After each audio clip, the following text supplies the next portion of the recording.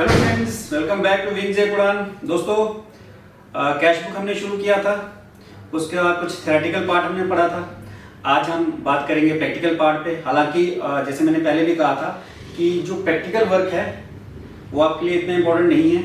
Subjective questions आपको नहीं पूछे जाएंगे, आपको तो एमसीक्यूज आने हैं, लेकिन जो एमसीक्यूज आने हैं वो भी इन सब्जेक्टिव क्वेश्चन से रिलेटेड होंगे। मतलब आपको ये सब बनाने की जरूरत नहीं है, लेकिन आपको बेसिक नॉलेज पता होनी चाहिए, क्योंकि आपने पीछे भी जितने भी एमसीक्यूज देखे उसमें भी आपने देखा होगा कि कितने सारे क्वेश्चंस थे जो सब्जेक्टिव बेस्ड थे, कि अगर आपको पता है कि ये चीज कहाँ आनी है, इस चीज की क्या ट्रीटमेंट है, तभी आप वो कर पाओगे। तो उसके लिए सब्जेक्टिव की नॉलेज होना जरूरी है। बेसिकली ये आएगा नहीं, बट इसकी नॉलेज जरूरी है। तो दोस्तों, ये उतना ही इंपॉर्टेंट है जितना एमसीक्यूज, क्योंकि ये आते होंगे तो इसी के ऊपर बेस्ड ज्यादातर एमसीक्यूज होंगे। फॉर एग्जांपल, जैसे मैंने आपको कैश बुक का बताया था कि इसमें हम रिसिप्ट्स और पेमेंट देखते हैं। जो पैसा आया हम डेबिट साइड में लिखेंगे, जो पैसा गया हम क्रेडिट साइड में लिखेंगे। तो इसी के ऊपर एमसीक्यू बेस्ड क्वेश्चन आ सकता है कि मान लो गुड्स परचेज फॉर कैश। आपको इसमें एमसीक्यूज के आंसर्स होंगे कि हमें कौन सा कैश बुक की कौन सी साइड में इसको लिखना है, डेबिट साइड या क्रेडिट साइड या बोथ या नन ऑफ दिस। इस तरह के क्वेश्चंस आपको पूछ सकते हैं। तो चलिए दोस्तों, ये इक्वली इंपॉर्टेंट है। हालांकि आपको इसका प्रैक्टिकल क्वेश्चन नहीं आएगा, लेकिन बेसिक नॉलेज आपको बहुत जरूरी है, वो आपको ये प्रैक्टिकल क्वेश्चन करने के बाद ही आएगी। चलिए दोस्तों, शुरू करते हैं आज का टॉपिक। मैंने आपको 3 तरह की कैश बुक बताई थी। इनफैक्ट 4 एक पेटी कैश बुक भी है, वो भी हम डिस्कस करेंगे। बहुत सारी क्वेरीज मुझे इस पे भी आ रही थी कि सर पेटी कैश बुक बताओ, कॉन्ट्रा एंट्रीज बताओ। तो जो चीजें अभी मैंने सिखानी है तो उसके ऊपर भी बात नहीं करेंगे, जब आएंगे तो आपको खुद ब खुद समझ आ जाएगा। चलिए दोस्तों, शुरू करते हैं। क्वेश्चन है prepare single column cash book. हमें सिंगल कॉलम कैश बुक बनानी है। तो ये कुछ हमें ट्रांजैक्शंस दी हैं, हमें इनको अपनी कैश बुक में रिकॉर्ड करना है। दोस्तों याद रखो, बेसिक चीज 2 चीजें मैंने बताई थी। एक, रिसिप्ट जो है, ये मैं यहां लिख रहा हूं लेकिन आपको लिखना नहीं होता, ये आपको सिर्फ समझाने के लिए कि जितनी भी रिसिप्ट्स हैं वो डेबिट साइड में आएंगी और पेमेंट सारी क्रेडिट साइड में। यानी जो आपके पास पैसा आया वो अपने डेबिट में लिखना है, इस तरफ लिखना है लेफ्ट साइड में, और जो पैसा गया वो राइट साइड में लिखना है, मेरी राइट साइड। ठीक है दोस्तों, चलिए शुरू करते हैं। First, started business with cash. हमने बिजनेस शुरू किया। डेट के कॉलम में डेट डालेंगे, तो मैंने डेट लिखी नहीं है तो खाली छोड़ दो। बिजनेस शुरू किया। अब बिजनेस के पॉइंट ऑफ व्यू से देखना दोस्तों, अपने पॉइंट ऑफ व्यू से नहीं देखना। बिजनेस के पॉइंट ऑफ व्यू से पैसा आया या गया। बड़े सारे लोग बोलेंगे हमने बिजनेस शुरू किया मतलब पैसा गया। गलत, पैसा आया। अब आप पूछोगे कैसे? जैसे मैंने कहा, अपने पॉइंट ऑफ व्यू से नहीं। मान लो मैं एक बिजनेस शुरू करता हूं और उसमें 50,000 रुपया लगाता हूं।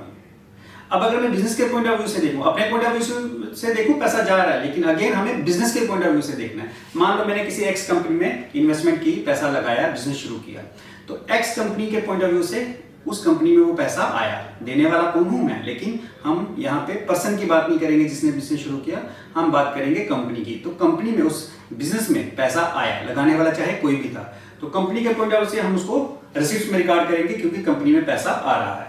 तो मैं इस तरफ लिखूंगा, क्योंकि जितना भी पैसा आएगा वो हमें इस तरफ लिखना है, यानी डेबिट साइड में लिखना है। तो मैं यहाँ क्या लिखूंगा, यहाँ पे आपको पता है 2 लिखते हैं, जनरल में बता चुका हूं, टू कैपिटल। तो हमने पैसा आया, हमने यहां पे इसको लिख दिया। किस फॉर्म में आया? कैपिटल की फॉर्म में। और कितना पैसा आया? 50,000 हो गई रिकॉर्डिंग। चलिए दोस्तों, next is purchase goods for cash. हमने गुड्स खरीदी।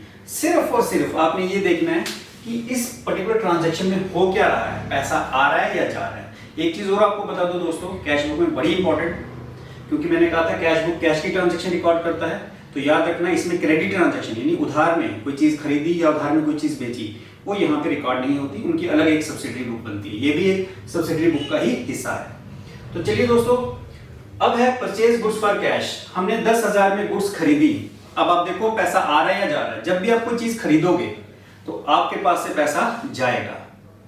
तो पैसा गया, मैंने कहा पेमेंट उस तरफ लिख देनी है, यानी क्रेडिट साइड में। मैं यहां लिखूंगा बाय क्यों गया पैसा, क्योंकि मैंने आपने वो रीजन लिख देना है कि क्यों पैसा आपसे जा रहा है, क्योंकि आपने परचेज की। तो बाय परचेज डेट होगी तो डेट डाल देंगे। और कितने की परचेज की? 10,000 की। तो मैं अमाउंट में के कॉलम में 10,000 लिख दूंगा। चलिए दोस्तों, नेक्स्ट पढ़ लेते हैं। Sold good for ₹20,000। आपने 20,000 में गुड्स बेची।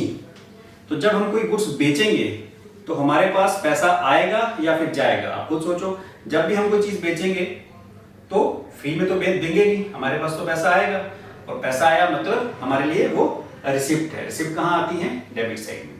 तो देखिए सोल्ड गुड फॉर ₹20,000, हमने गुड्स बेची, तो मैं यहाँ लिखूंगा 2, और मैंने रीजन क्या देना है कि जिस वजह से आपके पास वो पैसा आ रहा है, आपको रीजन लिखना है किस वजह से आ रहा है, क्योंकि आपने सेल्स की। तो देखो दोस्तों कितने की सेल की? 20,000 की, मैंने रिकॉर्ड कर दिया। अब नेक्स्ट पढ़ते हैं दोस्तों। Next is received cash from Sajid. मुझे साजिद से 10,000 का कैश मिला। रिसीव्ड मतलब रिसीव्ड है, यानी पैसा आ रहा है। और अगेन जैसे मैंने कहा कि पैसा आएगा तो आपको डेबिट साइड में लिख देना है। तो मैं क्या लिखूंगा? 2 किससे मिला, कहां से आया? साजिद से। कितने पैसे आए? 10,000। तो मैं यहां इसको रिकॉर्ड कर दूंगा। चलिए दोस्तों, पेड रेंट, हमने रेंट पे किया। रेंट मतलब किराया। तो पैसा आपके पास आया या आपसे गया? इट मीन जब आप रेंट पे करते हो तो रेंट किस फॉर्म में पे करोगे? कैश की फॉर्म में पैसा आप दोगे किसी को, तो पैसा आपसे जा रहा है। जा रहा है मतलब पेमेंट है। पेमेंट है तो आपकी क्रेडिट साइड में आएगी कैश बुक की। बाय क्यों गया? रीजन क्या है कि हमने रेंट दिया। कितना रेंट दिया? Paid rent 5,000। ये हमारा रेंट है, हमने रिकॉर्ड कर लिया अमाउंट के कॉलम में।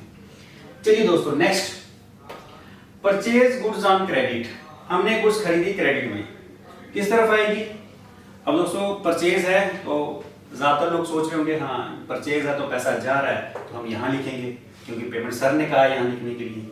लेकिन सर ने एक और चीज भी बोली थी, मैंने एक और चीज भी बोली है। वो क्या बोली है? अभी इसी के बीच में बोली थी मैंने कहा था कि कैश बुक जो है सिर्फ और सिर्फ कैश की ट्रांजैक्शंस रिकॉर्ड करता है, यानी जो कैश आपके पास आया या जो कैश आपके पास से गया।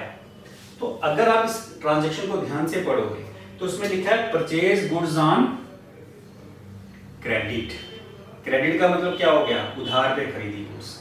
जब आपने गुड्स उधार पे खरीदी, इसका मतलब तब तो आपने कोई पेमेंट नहीं की।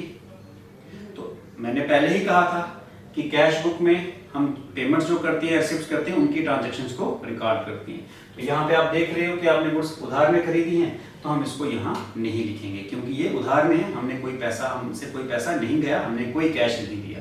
अब क्वेश्चन ये भी अराइज होता है कि अगर हम इसको रिकॉर्ड नहीं करेंगे, क्योंकि अकाउंट्स में तो हर ट्रांजैक्शन रिकॉर्ड की जाती है, उसकी कहीं ना कहीं रिकॉर्डिंग होती है, और मैं इसको छोड़ रहा हूँ। मैंने कहा कि इसको नहीं रिकॉर्ड करना है। क्यों नहीं रिकॉर्ड करना है?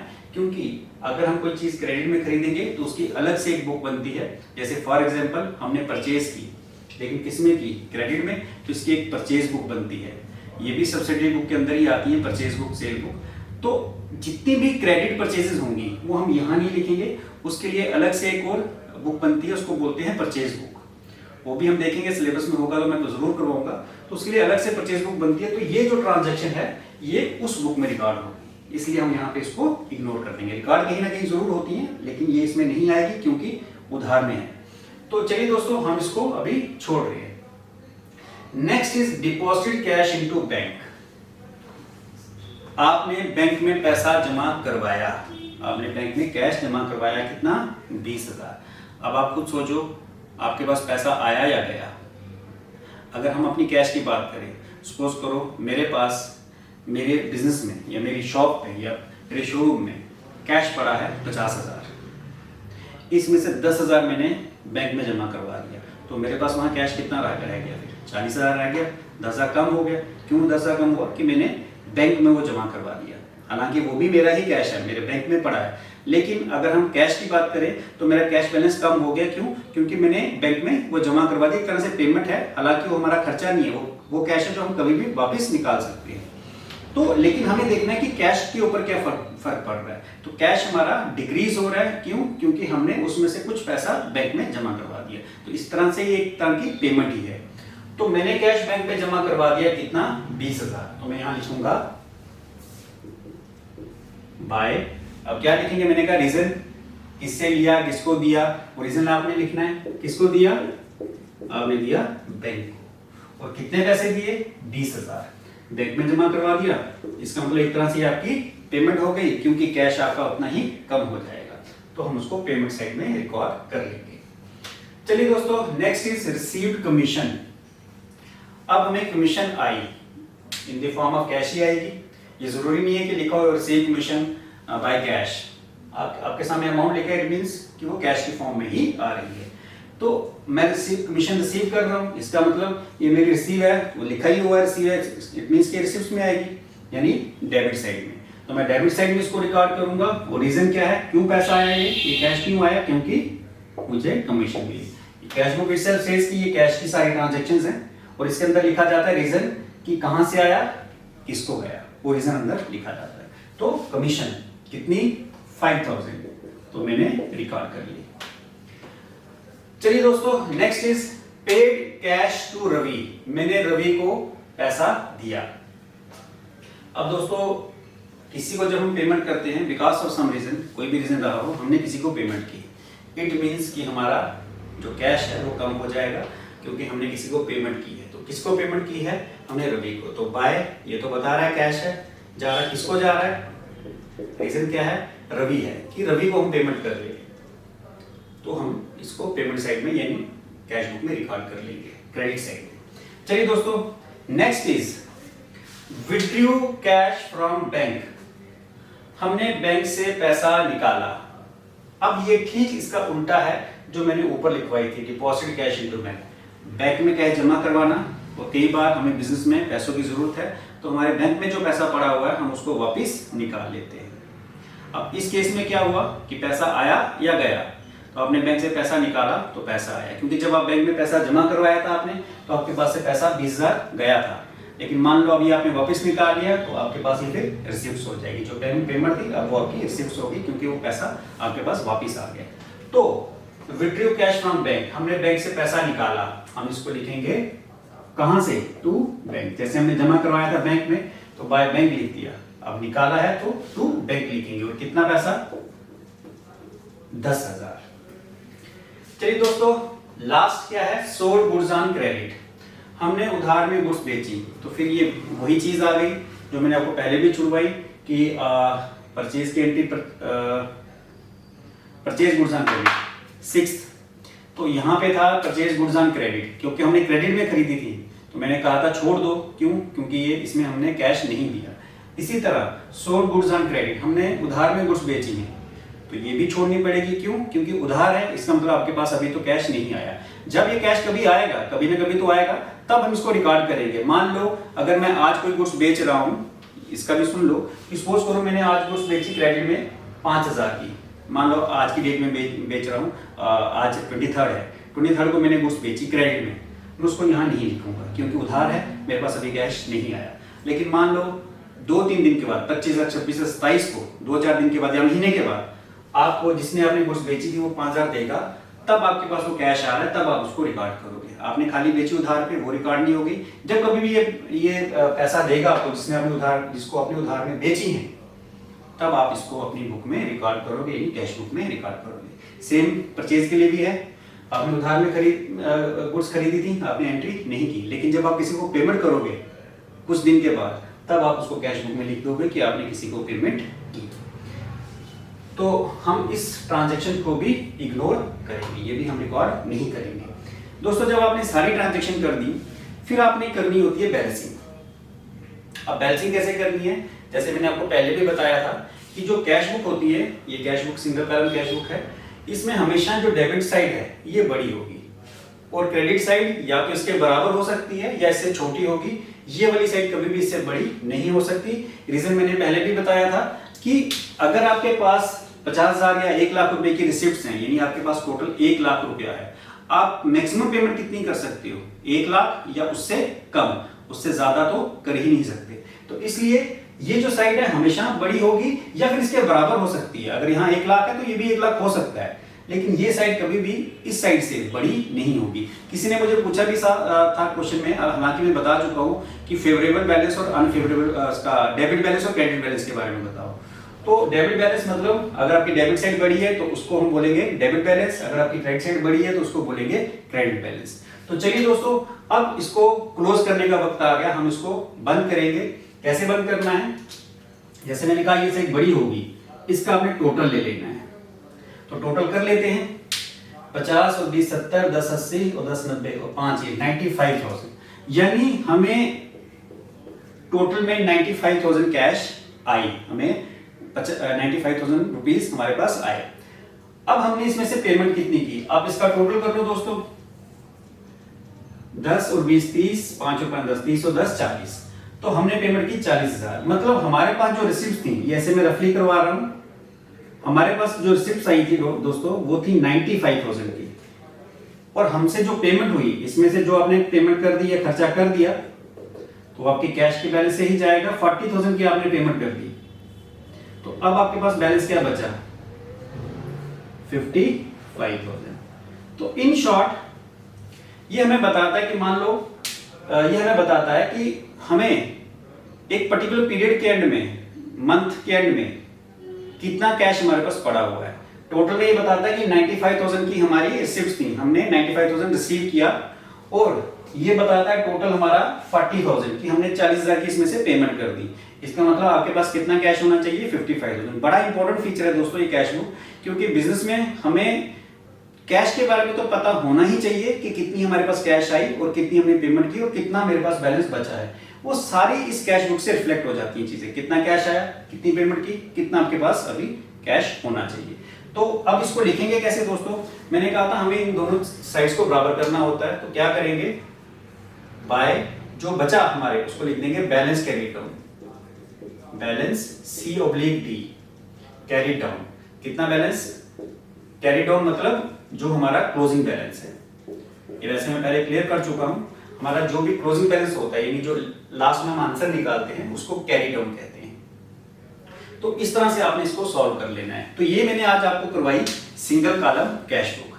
आगे नेक्स्ट टॉपिक इसी का जो अगला पार्ट में लाऊंगा उसमें हम करेंगे डबल कॉलम कैश बुक, और ट्रिपल कॉलम भी एक ही दिन में करेंगे, यानी नेक्स्ट वीडियो जो मैं अपलोड करूंगा उसमें दोनों में बता दूंगा, और फिर एक पेटी कैश बुक पे भी प्रैक्टिकल लेके आऊंगा। तो जो लोग मुझे पूछ रहे हैं कि कॉन्ट्रा एंट्री या पेटी कैश बुक के बारे में बताओ, कॉन्ट्रा एंट्रीज हम ट्रिपल कॉलम कैश बुक में सीखेंगे, तो मैं उसको वहां एक्सप्लेन करूंगा। पेटी कैश बुक में भी एक्सप्लेन कर दूंगा कि पेटी कैश बुक आपको कैसे बनानी है। तो ये सारी चीजें मैं उसी वक्त एक्सप्लेन करूंगा। बाकी जो लोग मुझे क्वेश्चंस पूछ रहे हैं, पिछला कोई पूछ रहा है जो मैंने पढ़ा दिया हुआ या फिर आगे आने वाले चैप्टर्स के बारे में, तो उनका मैं रिप्लाई नहीं कर सकूंगा क्योंकि टाइम कम होता है। तो वो प्लीज आप वही उनसे क्वेश्चन रिलेटेड पूछिए जो मैं टॉपिक जिसने मैंने पढ़ाया उससे रिलेटेड। अगला और पिछला मत पूछिए, अगला पिछला पूछना है तो आप पिछले वीडियोस में जाइए, और अगला है तो वो अभी मैंने लेक्चर्स करवाने हैं तो मैं उसमें आपको बता दूंगा। चलिए दोस्तों, आई थिंक आपको ये क्लियर हो गया। अब एक दो एमसीक्यूज देख लेते हैं कि किस तरह के एमसीक्यूज हो सकते हैं।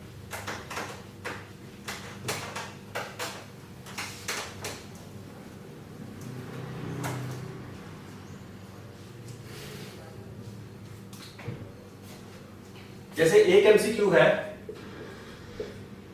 First the cash book records all, and the options is all cash and credit receipts। B है all cash receipts and cash and credit transaction है दोस्तों, all cash receipts and cash payment.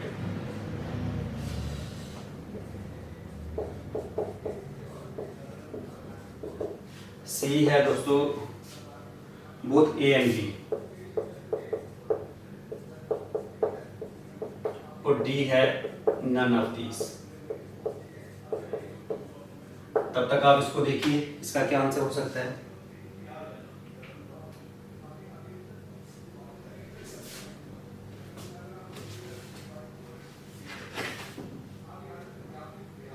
Second, if Ram sold goods for cash,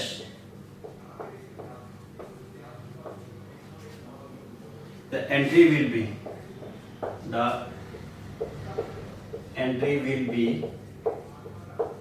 recorded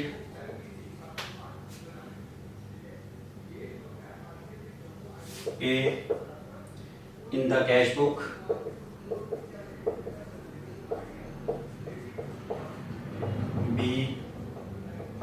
in the sales book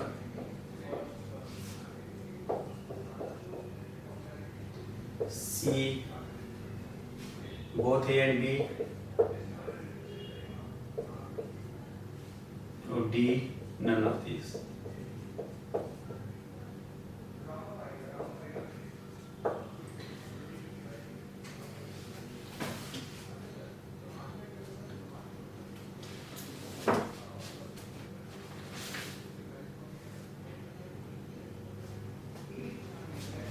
Last is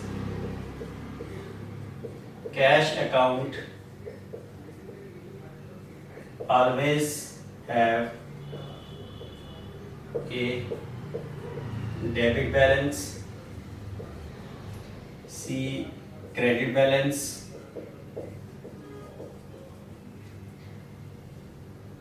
B credit balance, C both debit and credit,